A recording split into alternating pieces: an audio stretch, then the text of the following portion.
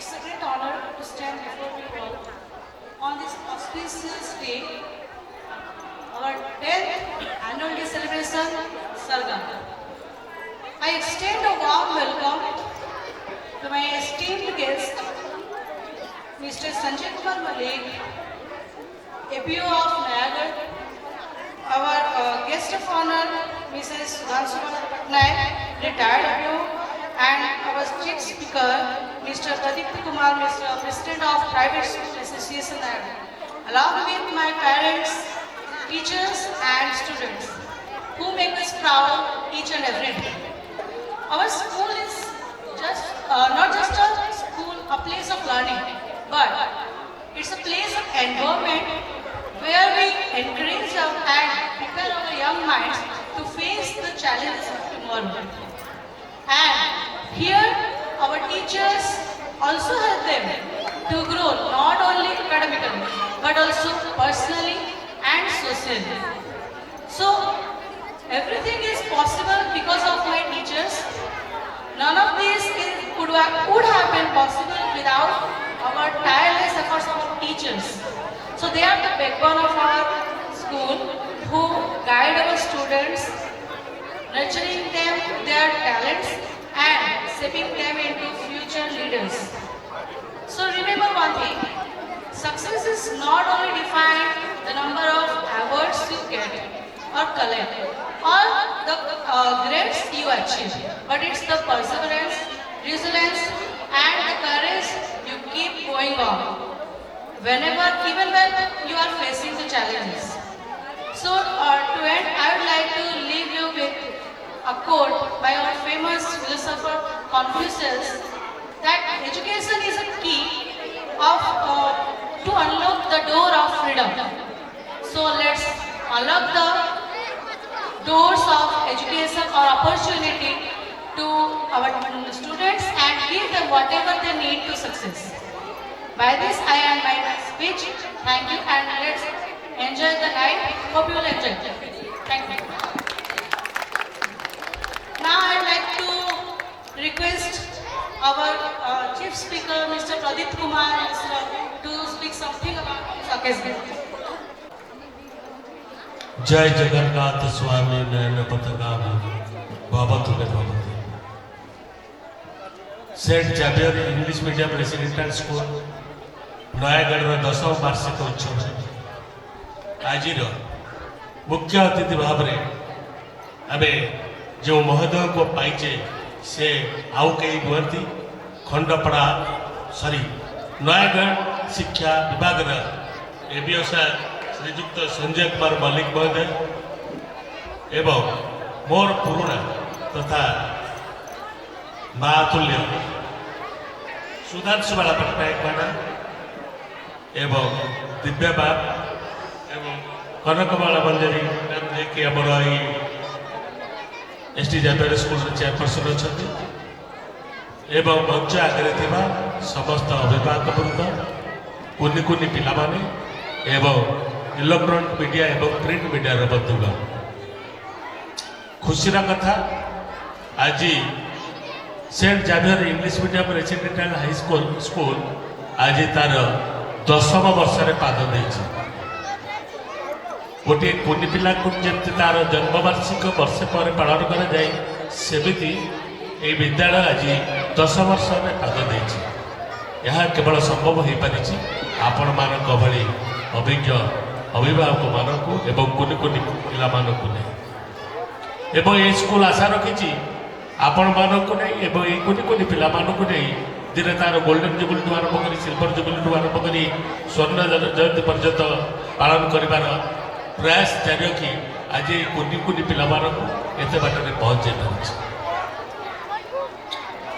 पिला माने टिके धैर्य धर तबे नाचवार समय अच्छी कहीं आज स्कूल वार्षिक उत्सव तो जहाँ किंतु तुम्हें मैंने आज बहुत एक्साइटेड अच्छ नाच गीत करने तुम अधिक समय मुझे नेबिनी पिला माने तबे तो आज कुनि कुनि पिला माने समस्ते मोबाइल जुग मोबाइल धरी बातुच से आउ पुराणा जुग नहीं आई माँ कहानी କି ଜେଜେବାପାଙ୍କର କାହାଣୀ ସେତେବେଳେ ସେ ଆଈ ମାଙ୍କର ଯେଉଁ କାହାଣୀ ଥିଲା ବା ଜେଜେମାଙ୍କର ଯେଉଁ କାହାଣୀ ଥିଲା ସେ ପିଲାମାନଙ୍କୁ ଗୋଟେ ଛୋଟ ପିଲାବେଳୁ ବଡ଼ ମଣିଷ ହେବାର ଯେଉଁ ସ୍ୱପ୍ନ ରଖି ଯେଉଁ ଗପମାନ କହୁଥିଲେ ଆଜି ସେ ବିଲୁପ୍ତ ପ୍ରାୟ। ଆଉ ଜେଜେମାମାନଙ୍କ ପାଖରେ କୌଣସି ଛୁଆ ଶୋଉନାହିଁ କି ଆଈଙ୍କ ପାଖରେ କୌଣସି ଛୁଆ ଶୋଉନାହିଁ। ବର୍ତ୍ତମାନ ଯୁଗର ଯେଉଁ ମୋବାଇଲ ଯୁଗ, ପିଲାଟିଏ ଯଦି 2 ବର୍ଷର ପିଲାଟିଏ ଯଦି କାନ୍ଦୁଛି ତାକୁ ମା ମାନେ ଗୋଟେ ମୋବାଇଲ ଧରେଇ ଦେଉଛନ୍ତି, କାର୍ଟୁନ ଦେ। ପ୍ରକୃତରେ ବାସ୍ତବିକ ପିଲାଟି ମୋତେ କାର୍ଟୁନ ଦେଖି ନୀରବ ପାଲଟି ଯାଉଛି ଏବଂ ସେ ତାର ଖାଇ ଦେଉଛି। କିନ୍ତୁ ଏଇ ଯେଉଁ ମୋବାଇଲ ଛୋଟ ପିଲାଙ୍କୁ କୁନି ବେଳୁ ଦେଇକି ଆମେ ଯେଉଁ ଅଭ୍ୟାସରେ ପିଲାମାନଙ୍କୁ ପକାଉଛେ ପ୍ରକୃତରେ ତାହା ବହୁତ ଶିକ୍ଷଣ ଥିଲେ ମଧ୍ୟ କିଛି ବି ସେଥିରେ ବହୁତ ସଂଖ୍ୟାରେ ପିଲାମାନେ ଶିକ୍ଷଣକୁ ଗ୍ରହଣ କରୁନାହାନ୍ତି ଏବଂ ସେଥିରେ ଥିବା ଦୁର୍ଗୁଣ ଗୁଡ଼ାକୁ ବେଶୀ ଗ୍ରହଣ କରୁଛନ୍ତି, ଯାହାଫଳରେ କି ଆଜି ଏଇ ପିଲାମାନେ ସେମାନଙ୍କର ଶୃଙ୍ଖଳିତ ରାସ୍ତାରୁ ବିଶୃଙ୍ଖଳିତ ହେବାକୁ ବସୁଛନ୍ତି। ଯାହା ଏଇ ଯେଉଁ ବିଦ୍ୟାଳୟଟି ଆଜି ତାର ବାର୍ଷିକୋତ୍ସବ ପାଳନ କରୁଛି, ଏହି ଅବସରରେ ମୁଁ ଏତିକି କହିବାକୁ ଚାହେଁ ଯେ ଆମ ନୟାଗଡ଼ ଜିଲ୍ଲାରେ ପ୍ରାୟ ବହୁତ ଗୁଡ଼ିଏ 150ରୁ ଅଧିକ ବିଦ୍ୟାଳୟ ରହିଛି, କିନ୍ତୁ ନୟାଗଡ଼ ସହରରେ 10 ବର୍ଷ ଧରି ଏଇ ଯେଉଁ ବିଦ୍ୟାଳୟଟି ଚାଲୁ ରହିଛି ପ୍ରଥମେ 30-40 ପିଲାଙ୍କୁ ନେଇ ଆଜି 150 ପିଲାରେ ପହଞ୍ଚାଇ ପାରିଛି, ତାହା ଗର୍ବର ବିଷୟ। ଏବଂ ମୁଁ ଆଶା ରଖିବି ଯେ ଆପଣମାନଙ୍କର ସେଇ ସହଯୋଗର ହାତ ବଢ଼ାଇଲେ ସେଇ କୁନି ବିଦ୍ୟାଳୟଟି ଆଉ ଟିକେ ବଡ଼ ହୋଇପାରନ୍ତା। ମୁଁ ତାଙ୍କର ସହିତ ପ୍ରାୟ ସଦାବେଳେ ତାଙ୍କ ସହିତ ମୋର ଅତି ଘନିଷ୍ଠ ସମ୍ପର୍କ, ମୁଁ କେବେ ମନା କରିପାରେ ନାହିଁ ତାଙ୍କର ଏଇ ବାର୍ଷିକୋତ୍ସବରେ ଯୋଗ ଦେବା ପାଇଁ। ଯେତେ ଦୂର ଥିଲେ ମଧ୍ୟ ତାଙ୍କ କଥା ରଖି ମୁଁ ଆସେ, କିନ୍ତୁ ଏତିକି ଭଲ ଲାଗେ ଏଠାରେ ଯେଉଁ ଶିକ୍ଷକମାନଙ୍କର ପାଠପଢ଼ା ଶୈଳୀ ଏବଂ ପ୍ରିନ୍ସିପାଲ ମ୍ୟାଡ଼ାମ ଏବଂ ଚେୟାରମ୍ୟାନ୍ ମାନଙ୍କର ଯେଉଁ ବ୍ୟବହାର ମୋତେ ବହୁତ ଆକୃଷ୍ଟ କରେ। ମୁଁ ବାଧ୍ୟ ହୋଇ ଏହି ଫଙ୍କସନ୍କୁ ନିହାତି ଭାବେ ଆସେ। ତେଣୁ ବହୁତ କଥା କହିବାର ଥିଲେ ମଧ୍ୟ ମୁଁ ଦେଖୁଛି ମୋ ଆଗରେ କୌଣସି ପିଲା ବର୍ତ୍ତମାନ ଶୃଙ୍ଖଳିତ ଅବସ୍ଥାରେ ନାହାନ୍ତି। ସମସ୍ତେ ଗୋଟିଏ ଚିନ୍ତା ଯେ ଆମେ କେମିତି ବର୍ତ୍ତମାନ ଆମର ଆଜି ଫଙ୍କସନ୍, ଆଜି ଆମର ବାର୍ଷିକୋତ୍ସବ, ଆମେ ଆଜି କେମିତି ନାଚ ଗୀତ କରିବୁ। ତେଣୁ ମୁଁ ପୁଣି ଥରେ ଆପଣମାନଙ୍କୁ ଧନ୍ୟବାଦ ଦେଇ ମୋର ବକ୍ତବ୍ୟ ଶେଷ କରୁଛି।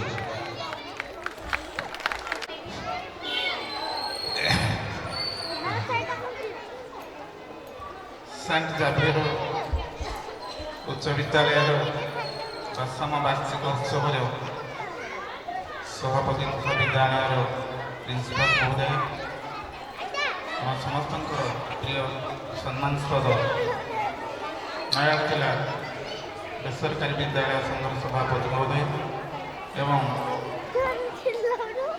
ଗଞ୍ଜାମ ଜିଲ୍ଲାର ଛତ୍ରପୁର ବ୍ଲକର ୟୁମାନ ଏବଂ ବିଦ୍ୟାଳୟର ଅନ୍ୟାନ୍ୟ ସହଯୋଗୀ ତଥା ସମ୍ମୁଖ ଭାବରେ ବସିଥିବା ମୋର ଅତି ପ୍ରିୟ ମା ଭଉଣୀମାନେ, ଶ୍ରଦ୍ଧେୟ ଛାତ୍ରଛାତ୍ରୀମାନେ, ଆଜି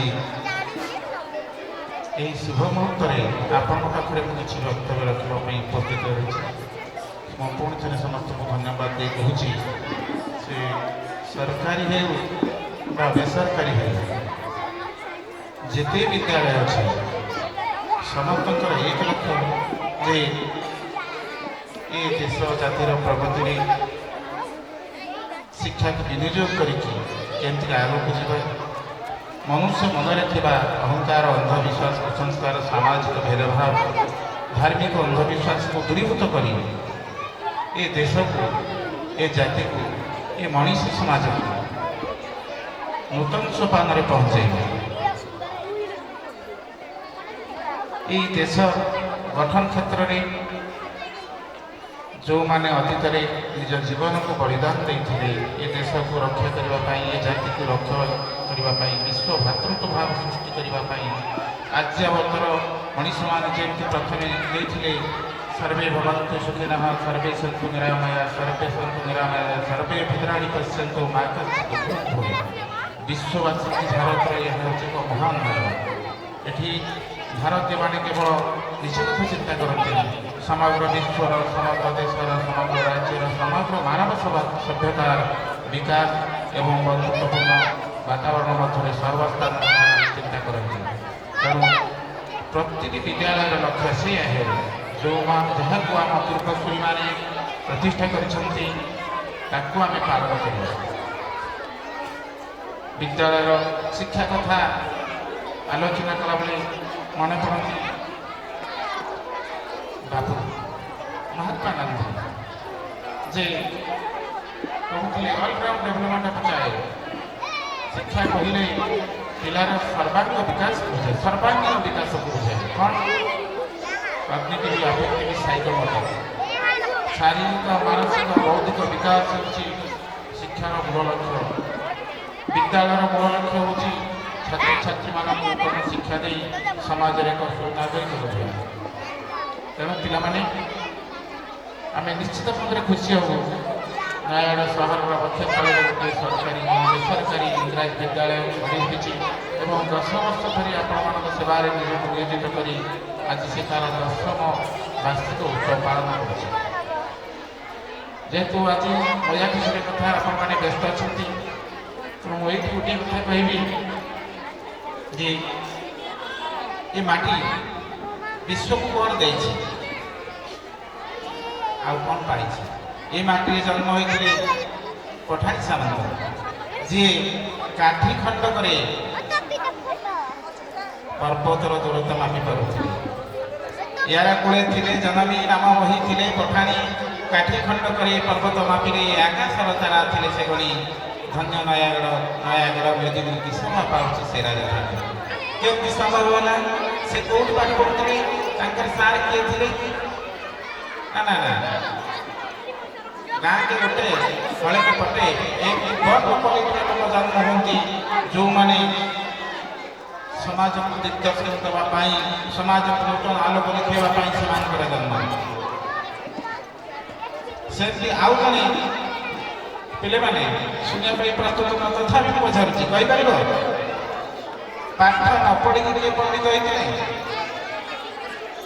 ଯେତେ ଜଣ ବସିଛନ୍ତି ପ୍ରଶ୍ନ, 4 ଭାଷାର 4 ଜଣ ଆଜାଦ ଅନ୍ଧକବିଙ୍କ ନାଁ କହିଲ, ଯେଉଁମାନେ ଭାଷା ସାହିତ୍ୟକୁ ବହୁ ଉପରକୁ ଉଠାଇବାର ପ୍ରଚେଷ୍ଟା କରିଥିଲେ। ସେମାନେ କୋଉଠି ପାଠ ପଢ଼ିନଥିଲେ। 4 ଭାଷାର ଓଡ଼ିଆ ଭାଷାକୁ କହୁଛି କିଏ କହିପାରିବ ତାଙ୍କ ନାଁ? ସନ୍ଥ କବି ଭୀମ ଭୋଇ, ସେ କୋଉଠି ପାଠ ପଢ଼ିଥିଲେ? ଜନ୍ମରୁ ତ ଅନ୍ଧ ଥିଲେ। ହିନ୍ଦୀ କବି ସୁରଦାସ, ଶୁଣିବ ନା, ସେ ବି ଅନ୍ଧ ଥିଲେ ଜନ୍ମରୁ। କୋଉଠି ପାଠ ପଢ଼ିଥିଲେ? ତାଙ୍କର ଲେଖା ଆଜି ଜଗତକୁ ଆଲୋକିତ କରୁଛି, ତାକୁ ବଞ୍ଚେଇଛି। ଗ୍ରୀକ୍ କବି ହୋମର, ଇଂଲିଶ କବି ମିଲ୍ଟନ, ଏମାନେ ଜନ୍ମରୁ ଅନ୍ଧ ଥାଇ ମଧ୍ୟ ଜ୍ଞାନର ଆଲୋକରେ ବିଶ୍ୱକୁ ଆଲୋକିତ କରିଛନ୍ତି। ଠିକ୍ ଆମେ ଆଶା ରଖୁଛୁ ଯେଉଁ ବିଦ୍ୟାଳୟ ଆଜି ତାର ବାର୍ଷିକ ଉତ୍ସବ 10 ବର୍ଷରେ ପହଞ୍ଚିଛି ପାଳନ କରିବାରେ, ସେଠାର ପିଲାମାନେ ଏମିତି ହୁଅନ୍ତୁ ଯେ ସେମାନଙ୍କର ମହକରେ ସମଗ୍ର ବିଶ୍ୱ ମହକିତ ହେବ। ମଣିଷ ଜନ୍ମ ହୁଏ ସ୍ୱାଧୀନ ଭାବରେ, ଜନ୍ମରୁ ମୃତ୍ୟୁ ପର୍ଯ୍ୟନ୍ତ ଏଇ ଯେଉଁ ଅବଧି ଜୀବନ, ତା ଭିତରେ ସେ ତାର କର୍ମ କର୍ତ୍ତବ୍ୟ କର୍ମଫଳ ପାଇଁ ଅନ୍ୟମାନଙ୍କ ପାଖରେ ଗୋଟେ ଛାପା ଛାଡ଼ିଯାଏ। ତେଣୁ ଆମେ ଆଶା ରଖିବୁ ଏ ବିଦ୍ୟାଳୟର ପିଲାମାନେ ସେମିତି ସେଇ ଭାବନା ନେଇକି ସୃଷ୍ଟି ହୁଅନ୍ତୁ, ସେଇ ଭାବନାରେ ଉଦ୍ବୁଦ୍ଧ ହୁଅନ୍ତୁ। ମହାତ୍ମା ଗାନ୍ଧୀ ସେ କ'ଣ କହୁଥିଲେ? ସର୍ବଦା ସତ୍ୟ କୁହ। ତେଣୁ ଆମେ ପିଲାମାନଙ୍କ ପାଖରେ ଉପସ୍ଥାପନ କରିବୁ, ନିଶ୍ଚିତ ଭାବରେ ସର୍ବଦା ସତ୍ୟ କୁହ। ଏ ମାଟିର ଆଉ ଜଣେ କବି ଥିଲେ ଯଦୁମଣି, ସେ କାହିଁକି ଏମିତି ଲେଖିଥିଲେ ଆମେ ଜାଣିପାରିନି। ତାଙ୍କର ଗୋଟିଏ ମଜା କଥା ମନେ ପଡ଼େ, ନିକିତି ତଉଲ ସାନ ବଡ଼କୁ ଭାରି ହୁଏ ଯେଉଁ ରହେ ତଳକୁ। ଏହା କ'ଣ ସତ? ହଁ ସତ, ନିଶ୍ଚିତ ଭାବରେ। ତାହେଲେ ବିଚାର କର, ଯେଉଁମାନେ ଆମେ ମଞ୍ଚ ଉପରେ ବସିଛୁ, ଆମେ ତ ଉପରେ ଅଛୁ, ତମେ ତଳେ ବସିଛ, କରିଛ ତାହେଲେ ତମେ ଆମଠୁ ଅଧିକ ଓଜନିଆ ଏବଂ ଆମଠୁ କଲେ ବଡ଼। ହଁ ନିଶ୍ଚିତ ଭାବରେ କେମିତି ବଡ଼ ବଢୁଥିବି ଯଦି ପୂର୍ଣ୍ଣଚନ୍ଦ୍ର ପରି ଆଉ ନ ପାରିବି ବଢ଼ି ଫୁଟିଲା ଫୁଲ କି ଫୁଟେ ଆଉ ଥରେ ଫୁଟେ ସିନା ଫୁଲ ପଡ଼ି। ପିଲାମାନେ ମୁଁ ତୁମ ବୟସର ହେଇଥିଲି ପାଠ ପଢ଼ିଲି ପରିଶ୍ରମ କଲି ଆଜି ଶିକ୍ଷକ ରେଡି ହୋଇଛି କିନ୍ତୁ ଆଉ ତ କିଛି ହେଇପାରିବେନି। କିନ୍ତୁ ମୋ ସାମ୍ନାରେ ଯେଉଁ ଛୋଟ ଛୋଟ ପିଲାମାନେ ବସିଛନ୍ତି ସେ କାହିଁକି ବଡ଼ ଏଇଥିପାଇଁ କିଏ କହିବ ସେମାନଙ୍କ ଭିତରେ କିଏ ଅବଦୁଲ କାଲାମ ହେବ, କିଏ ଦେଶ ଜାତିର ନାଁ ରଖିବ, କିଏ ପ୍ରଧାନମନ୍ତ୍ରୀ ହେବ, କିଏ ଉଚ୍ଚଶିକ୍ଷିତ IAS IPS ହେବ, ଡାକ୍ତର ଇଞ୍ଜିନିୟର ହେବ କହିହେବ। ପିଲା ପାଖରେ ଯେଉଁ ପ୍ରତିଭା ଲୁଚିଛି ଯେଉଁ ଲୁଗାୟତ ପ୍ରତିଭା ରହିଛି ବିଦ୍ୟାଳୟର ପ୍ରଥମ ଧର୍ମ ହେଉଛି ସେଇ ପ୍ରତିଭାକୁ ବିକଶିତ କରାଇବା ତାକୁ ଲୋକଲୋଚନକୁ ଆଣିବା। ତେଣୁ ମନେ ପକେଇଲ ଯଦୁମଣି ଉତ୍କଳ ଘଣ୍ଟ କେତେ ଶହ ବର୍ଷ ତଳୁ ସେ ପରିକଳ୍ପନା କରିକି କଥା ଲେଖିଥିଲେ ଯେ ଯେଉଁମାନେ ସଭା ତଳେ ବସିଛ ସେମାନେ ଉପରେ ବସୁଥିବା ଲୋକଠୁ ବିଜ୍ଞ ଜ୍ଞାନୀ, କାରଣ ତାଙ୍କ ପାଖରେ ଯେଉଁ ପ୍ରତିଭା ରହିଛି ସେଇ ପ୍ରତିଭାକୁ ଲୁଗାୟତ ପ୍ରତିଭାକୁ ପ୍ରସ୍ଫୁଟିକୃତ କରିବା ହେଉଛି ବିଦ୍ୟାଳୟର କାମ, ଶିକ୍ଷକମାନଙ୍କର କାମ, ସମାଜର କାମ।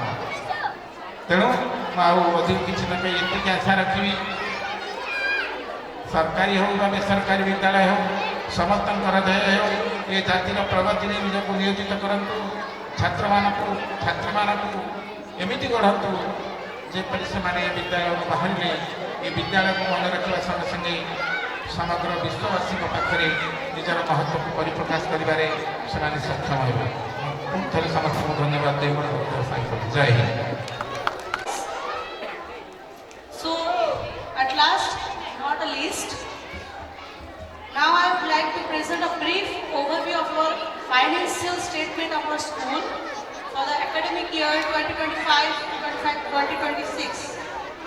So, first of all, our total collection of transportation is 52,000 per month, whereas the monthly fees is 65,000. But monthly expenditure of our institution include house rent is 24,000, salary is 45,000, and our transportation expenditure is 80,000 per month. Now, I would like to inform you about our financial statement annually. Our transportation collection annually is 5,20,000, whereas monthly fees annually is 6,50,000. And we got our readmission collection is 1,50,000. So here total collection annually is 13,20,000. But expenditure of yearly, including salary of our staffs, transportation, at 4,50,000, transportation expenditure 8 lakh, and our house rent is 2,88,000. And other expenditure including books, libraries, sports items, etc. approximately 50,000 onwards. So total expenditure annually is 15,88,000. If our total collection is 13,20,000 and the expenditure is 15,88,000, then the loss of our school is 2,60,000. So guardians, I want to request you that we want a little bit support of yours towards us. Then only we can do something for our school.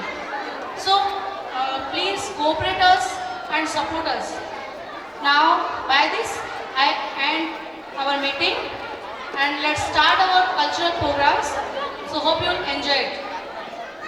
First our chief guest and our speaker and our guest of honor to distribute our remaining prizes. द्वितीय पर्यायर पुरस्कार वितरण कार्यक्रम बर्तमान मो मधुस्मिता साहू को मंच पर निमंत्रण करुच्ची। आमर जूनियर लेवल होता एसए और डिबेट कंपिटिशन रे एसए रे थर्ड और डिबेट रे सेकंड पोजीशन पाई Madhusmita Sahu come to the stage. Madhusmita Sahu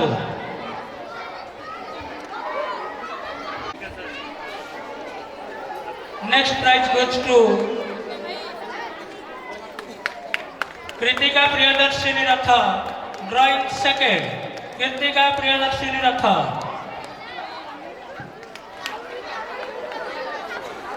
prize Devina Devasmin Mahapatra class 4 essay and debate second in essay and first in debate Devina Devasmini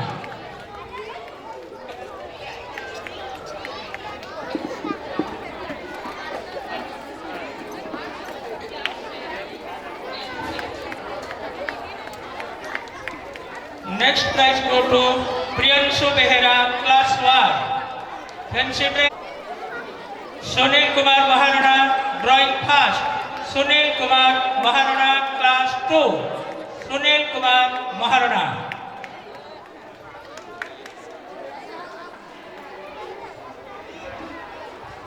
Next prize Sairam Behera.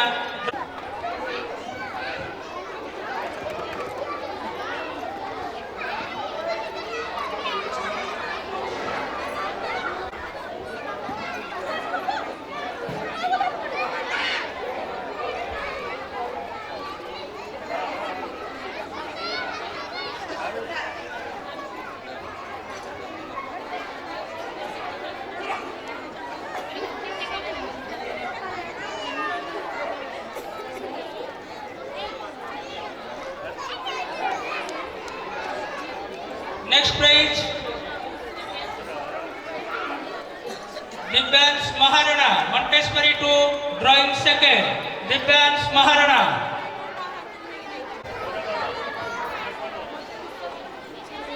Divyans Maharana. Divyans Maharana.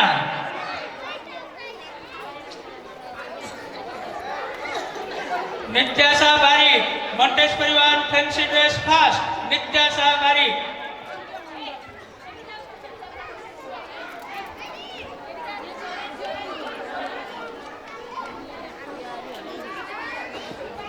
Next prize Swaraj Parida, Montessori 2, Rahim second. Swaraj Parida, Montessori 2.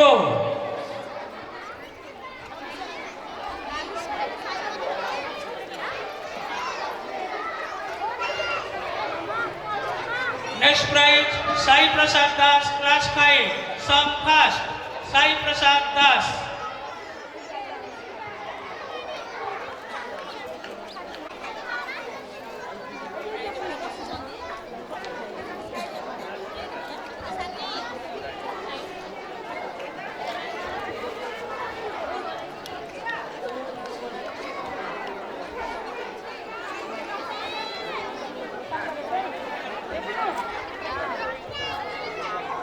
स्वस्ति समीक्षा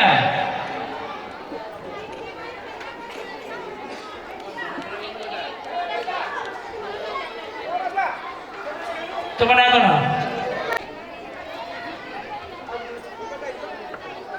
next नित्याशा बारी Rahim first Montessori 1 नित्याशा बारी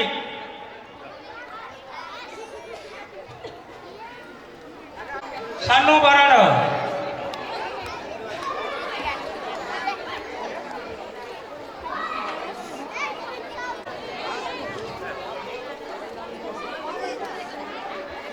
Riyanshi Mishra, Montessori 2, fancy dress and dance. Both are first. Riyanshi Mishra.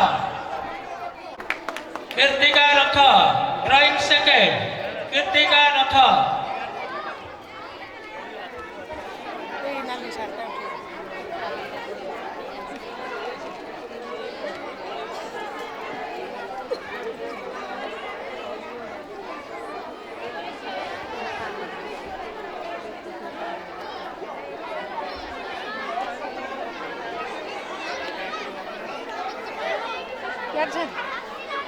Next prize Diptimai drawing fast Diptimai Senapati अंदर ये random click कर दादा video photo click कर Sairam Behera drawing third Sairam Behera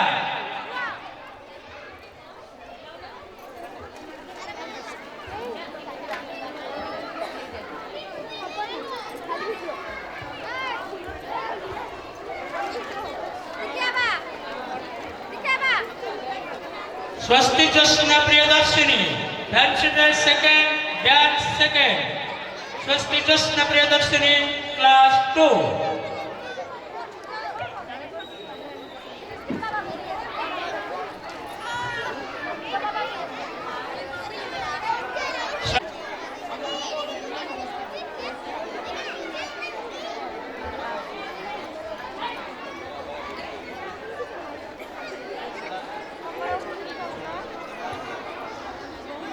Next prize, the benches.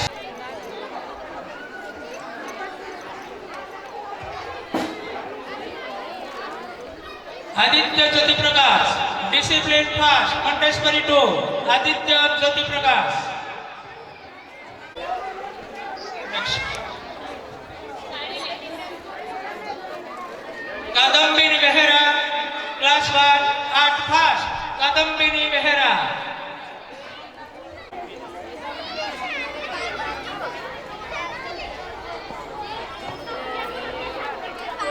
ବର୍ତ୍ତମାନ ମୁଁ ଆମର ବିଦ୍ୟାଳୟ ପାଇଁ ସୁନାମ ଆଣିଛନ୍ତି ତା ସହିତ ଚଳିତ ବର୍ଷ ଏନ୍ଏସି ହାଇସ୍କୁଲ ଠାରେ ଆୟୋଜିତ ହେଉଥିବା ଜିଲ୍ଲାସ୍ତରୀୟ ସଂସ୍କୃତ ଶ୍ଲୋକ ପାଠରେ ପ୍ରଥମ ସ୍ଥାନ ଅଧିକାର କରି ଆମ ବିଦ୍ୟାଳୟକୁ ଗୌରବାନ୍ୱିତ କରିଥିବାରୁ ଆମ ଅନୁଷ୍ଠାନ ତରଫରୁ ତାକୁ ସ୍ୱତନ୍ତ୍ର ଭାବରେ ପୁରସ୍କୃତ କରାଯାଉଛି। ସାଇ ପ୍ରସାଦ ଦାସ, ଆଦର୍ଶିନୀ ସାହୁ ଯିଏକି ଜଣେ ଭଲ ଡ୍ୟାନ୍ସର। ଆପଣମାନେ ନୟାଗଡ଼ର ବିଭିନ୍ନ କାର୍ଯ୍ୟକ୍ରମରେ ଏହି କୁନି ଝିଅର ଡ୍ୟାନ୍ସ ମଧ୍ୟ ଦେଖିଥିବେ। ବହୁତ ସୁନ୍ଦର ଭାବରେ ଡ୍ୟାନ୍ସ କରେ, ତା ସହିତ ଡିସିପ୍ଲିନ୍ ଏବଂ ତାର ପାଠପଢ଼ା ବି ବହୁତ ଭଲ ଅଛି। ତେଣୁ ଏଭଳି ଏକ ପିଲାକୁ ଆମ ଅନୁଷ୍ଠାନ ତରଫରୁ ଆମେ ସମ୍ମାନିତ କରିବାକୁ ଯାଉଛୁ। ଆଦର୍ଶିନୀ ସାହୁ।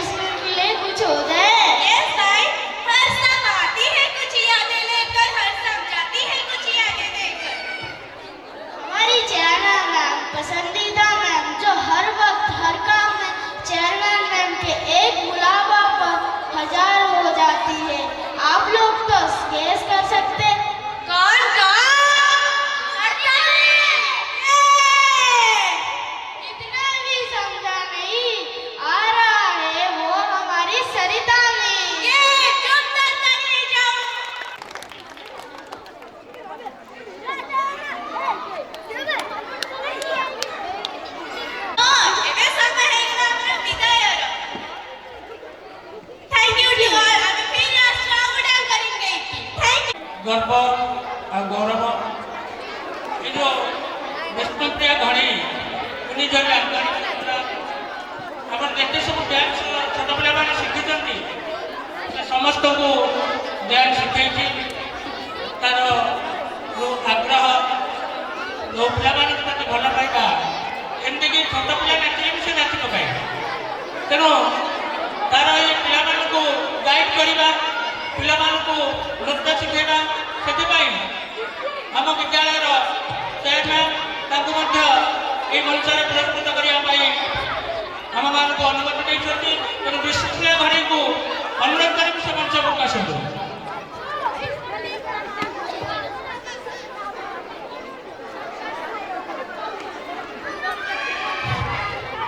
ଆମର ପ୍ରଭାତ ଭାଇ ଆମର ଟ୍ରାନ୍ସପୋର୍ଟରେ ସେ କାମ କରୁଛନ୍ତି ଏବଂ ଆମର ବିଦ୍ୟାଳୟ ତରଫରୁ ଶିକ୍ଷକ ଶିକ୍ଷୟିତ୍ରୀମାନଙ୍କୁ ନେଇ ହେଉଥିବା ଲଞ୍ଚ କମ୍ପିଟିସନରେ ସେ ପ୍ରଥମ ସ୍ଥାନ ଅଧିକାର କରିଛନ୍ତି। ତେଣୁ ପ୍ରଭାତ ଭାଇଙ୍କୁ ମଧ୍ୟ ଆମେ ମଞ୍ଚ ଉପରେ ପୁରସ୍କୃତ କରିବୁ। ମୁଖ୍ୟ ଅତିଥିକୁ ଅନୁରୋଧ କରିବି ପ୍ରଭାତ ଭାଇଙ୍କୁ ସେ ପୁରସ୍କୃତ କରିବେ।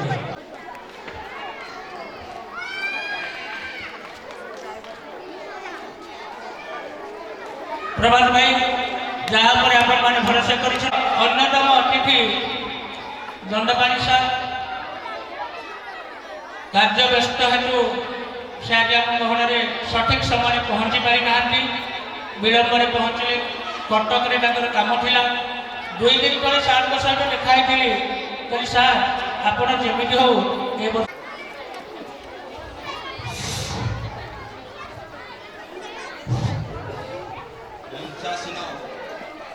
ଆଜି ଆମର ବାର୍ଷିକ ଉତ୍ସବର ମୁଖ୍ୟ ଅତିଥି ମୋର ଭାଇ ଆଉ ଅନୁଷ୍ଠାନର ସମସ୍ତ ଅନୁଷ୍ଠାନକୁ ଦେଖିକି କଷ୍ଟ କରିକିରି ମାନେ କଷ୍ଟ ତ ନୁହଁ ବୋଧେ ଏତେ ଯନ୍ତ୍ରଣା ଗୋଟେ ଝିଅ ପିଲା ପାଇଁ ମୁଁ କାହାଠୁ ଶୁଣିନଥିଲି। ସେ ନିଜକୁ ପଥର କରି ଆଜି ଏ ଅନୁଷ୍ଠାନକୁ ଏଠି ପହଞ୍ଚାଇଥିବାରୁ ମୁଁ ଅଶେଷ ଅଶେଷ ମୋର ହୃଦୟରୁ କୃତଜ୍ଞତା ଜଣାଉଛି ଅନୁଷ୍ଠାନର ମୁରବୀ ଭୂମିକୁ ମୁଁ କୃତଜ୍ଞତା ଜଣାଉଛି। ଏଭଳି ତାଙ୍କର ନିଷ୍ଠା ତାକୁ ଅନୁକରଣୀୟ। ତେଣୁ ମୋର ପ୍ରିୟ ଛାତ୍ରଛାତ୍ରୀମାନେ ଥିବା ଅଭିଭାବକ ଭାଇମାନେ ଭଉଣୀମାନେ ସମସ୍ତେ ନିଶ୍ଚିତ ଭାବରେ ଏହାକୁ ସ୍ୱାଗତ କରିବେ ଏବଂ ଆମର ଅନୁଷ୍ଠାନର ପରିଚାଳନା କରୁଥିବା ବା ବଞ୍ଚାଇ ରଖିଥିବା ଭଉଣୀକୁ ସମସ୍ତେ ଗୋଟିଏ କରତାଳି ଦେଇକରି ଉତ୍ସାହିତ କରିବେ। ଏତିକି ମୋର ସମସ୍ତଙ୍କୁ ନିବେଦନ ନିବେଦନ ଆମର ଅନୁଷ୍ଠାନ ଆଗକୁ ଭଲ ଭାବରେ ପାଦ ପକାଇ ଚାଲୁ ଆହୁରି ଯଶସ୍ୱୀ ହେବୁ। କୋଟି କୋଟି ଯେଉଁ ଅନୁଷ୍ଠାନ କୋଟି କୋଟି ସାରା ବିଶ୍ୱ ବନ୍ଦିତ ହୋଇପାରୁଛି ସେହି ଅନୁଷ୍ଠାନ ନିଶ୍ଚିତ ଭାବରେ ଆଗାମୀ ଦିନରେ ଆଗକୁ ଭଲ ଭାବରେ ପାଦ ପକାଇ ଚାଲିବ, ଯଶସ୍ୱୀ ହେବ, ସମସ୍ତଙ୍କର ପ୍ରଶଂସାର ପାତ୍ର ହେବେ। ଏଥିରେ ବିଶେଷ କିଛି ମୁଁ ଆପଣମାନଙ୍କ ପାଖରେ ଦଉନି। ଯାହା ହଉ ଆଜି ମଞ୍ଚରେ ମଞ୍ଚାସୀନ ମୋର ଭାଇ ତ ଆସିଛନ୍ତି, ଆମର ମୁଖ୍ୟ ଅତିଥି ମହୋଦୟ ଆସିଛନ୍ତି, ଅଛନ୍ତି, ସେମାନଙ୍କର କେତେ ଶ୍ରଦ୍ଧା ସେ ଶ୍ରଦ୍ଧା ଆଜି ବାରି ହେଇପାରୁଛି। ଏତିକି କହି ମୋର ବିଶ୍ରାମ ନେଉଛି। ମୋର ହାର୍ଦ୍ଦିକ ଅଭିନନ୍ଦନ ଜଣାଉଛି ଏବଂ ଅତିଥି ମହୋଦୟମାନେ ସେମାନଙ୍କର ବହୁମୂଲ୍ୟ ସମୟକୁ ନଷ୍ଟ କରି ଆମମାନଙ୍କ ନିକଟରେ ଉପସ୍ଥିତ ହୋଇଥିବା ହେତୁ ଏହି ଅନୁଷ୍ଠାନ ତରଫରୁ ଅଶେଷ ଧନ୍ୟବାଦ ଏବଂ ଏହିଠାରେ ଆଜିର ସଭା କାର୍ଯ୍ୟକୁ ପରିସମାପ୍ତି ଘୋଷଣା କରି ଆରମ୍ଭ କରୁଛୁ ଆଜିର ବୈଜ୍ଞାନିକ କାର୍ଯ୍ୟକ୍ରମ ସରଗମ ଝଙ୍କା।